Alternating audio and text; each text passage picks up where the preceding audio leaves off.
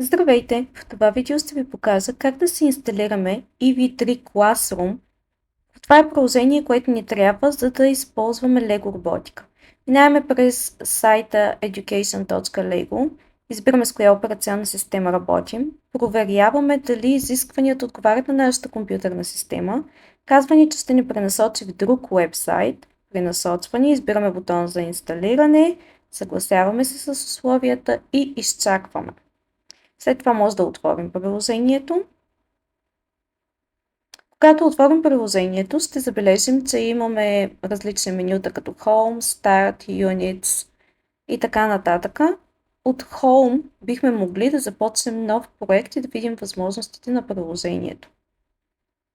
Тук може да го свържем с нашия брик. Надявам се това първо видео да ви е било полезно. Виждате, че в старт менюто може да намерим приложението. Ако ви е било полезно, харесайте видеото. Чао, чао!